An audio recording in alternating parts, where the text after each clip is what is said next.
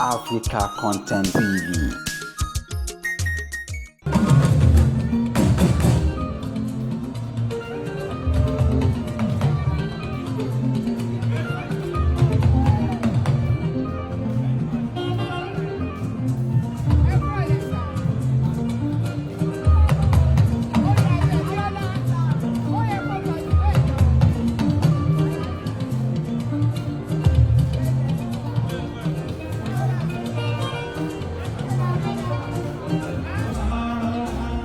Ìwà tó ń dùn ẹ́, ó ń dùn ẹ́, ó ní kò gbọ́dọ̀ dùn ẹ́. Mo sọ pé wọn kọ́ lọ́lọ́run ọmọ tó dá ẹ, ṣoríṣẹ́ ọlọ́run oríṣiríṣi ti ọlá. Ọlọ́run oṣù, àsìkò tó yẹ wá, ọlọ́run péré ti wá sí.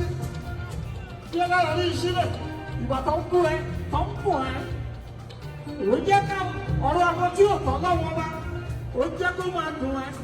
Ṣé o wá rí iṣẹ́ ọlọ́run oríṣiríṣi ọ̀la? Ó lọ pé mo lè fẹ́ kọ́kà oríṣiríṣi ọ̀la.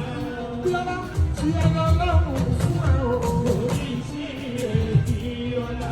Hospital òyìnbó ló ní sí, kò ní sí hospital ọba, kò ní sí hospital ló ní ìṣà oríṣiríṣi ọ̀la.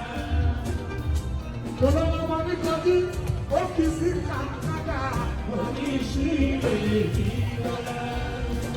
Ọmọ mi ló bí wá sí, àbúrò mi ló bí sí nínú ìtọ́.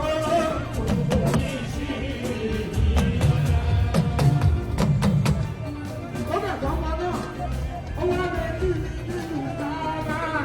Oríṣiríṣi ọ̀la.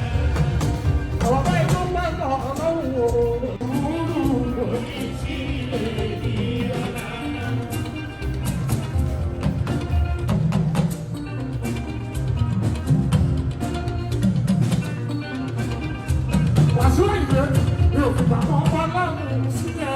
Adé orí ọ̀gbìn. Ìyẹn lọ̀rọ̀ mi, ó ṣe dàbí májíìkì. Lójú àwọn tí ò lọ lọ́wọ́ wa, yóò fọ́ lọ́rùn sílẹ̀. Adé orí ọ̀gbìn. Ẹ̀yin kọ́ ọ̀nà ẹ̀dá mi o.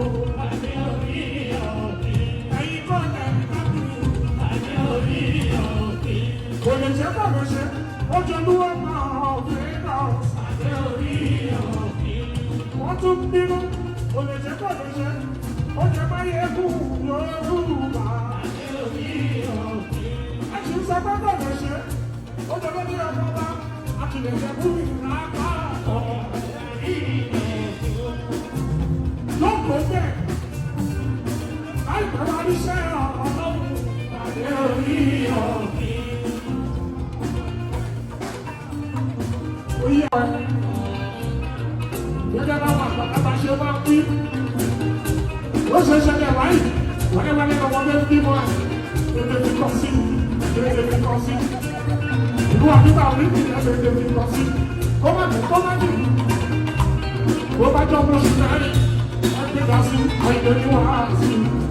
Wọ́n lè lọ́mọ bẹ́ẹ̀ bí wọ́n kò ní ìṣirò ní ọjọ́. Ó kú orí.